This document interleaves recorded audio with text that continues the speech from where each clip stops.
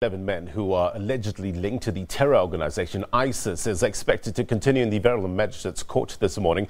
Last week, the state handed in a supplementary affidavit to which the defense is likely to respond. Now, the accused are charged in connection with a spate of bomb scares in KwaZulu-Natal malls and an attack on a Verulam mosque in May this year. Now, for more on the story, let's cross live to our reporter, Sibongakonke Mbatha, who's outside court. Sibonga, thank you very much indeed for your time. Just remind us, Sibonga, what have we learned from the last appearance?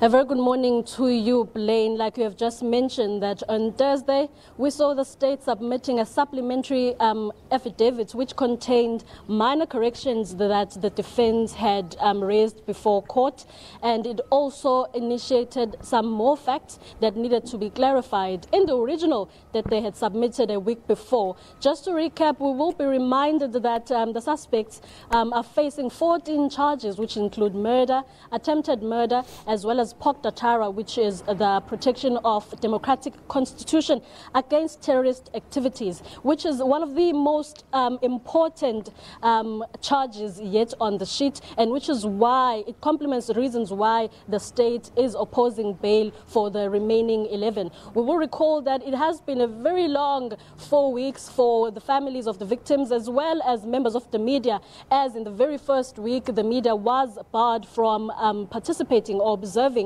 the proceedings. And after the 7 days that the Hawks as well as the NPA had requested from the magistrate, the court order was lifted and members of the media were once again allowed to participate and observe the proceedings. But unfortunately, they were barred once again from taking visuals of the suspects inside. And just to take you through what happened from that moment the affidavit was submitted, the affidavit, the originals, contained a lot of evidence that was brought before court by the state. We will recall that a lot of things were identified, including the 2 houses that are linked to all the activities that the 19 suspects were conducting their ISIS-related activities from. It was established, of course, that the pair are related to, are linked to the ISIS terror group somehow. They were communicating. There was a WhatsApp group where the 19 alleged were communicating as they were planning to construct all the activities that they are alleged to have done in and around the province, which of course include the Verulam mosque attack that we witnessed earlier on in the year. And in those houses, which belonged to one of the suspects, who is believed to be the kingpin of the entire 19 pair, there were found guides that were guiding them, which contained activities on how to construct a bomb. And there were also 8 ISIS flags found in one of the houses in Reservoir Hills.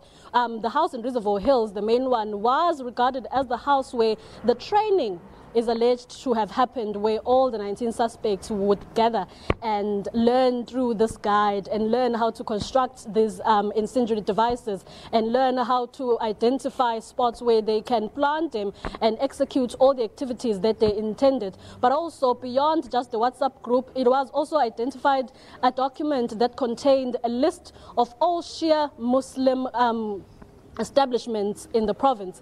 And the Verulam mosque that was attacked was, of course, the second last on the list. It, of course, gives you an idea that there was an entire plan that was being orchestrated. It was just being executed one bit at a time. And unfortunately, the group was pinned down by the police. And, of course, on the day of the arrest, that particular Friday, the first Friday of the month, on that particular arrest, a victim was, of course, rescued by the police, a victim who is believed to have been abducted by the group and was left in the dungeon chained.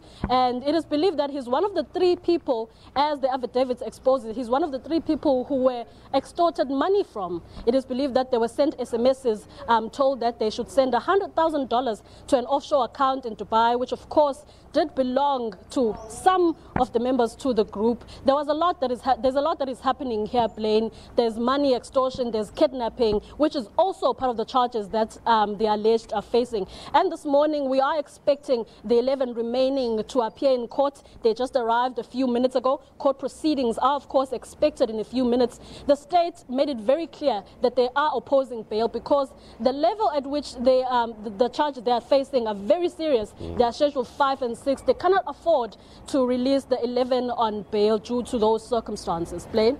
There's been a lot of reporting on this issue, Sibonga. Just give us a sense of the sentiment on the ground. I mean, with regards to these allegations, alleged links to ISIS, are you getting a sense that people are living in fear in KwaZulu-Natal?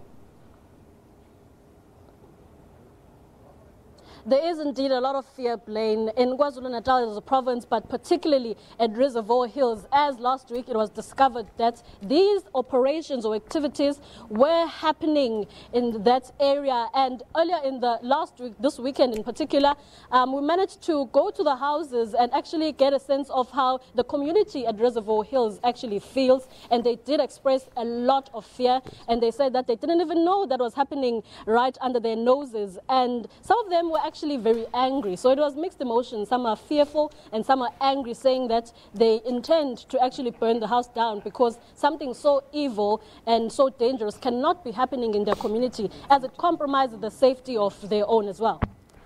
Sibongakonke Mbatha, live for us in KwaZulu-Natal. Thank you very much indeed for your reporting. We'll try to catch up with you a little later on with regards to how this case progresses. Sibongakonke Mbatha, live for us in KwaZulu-Natal.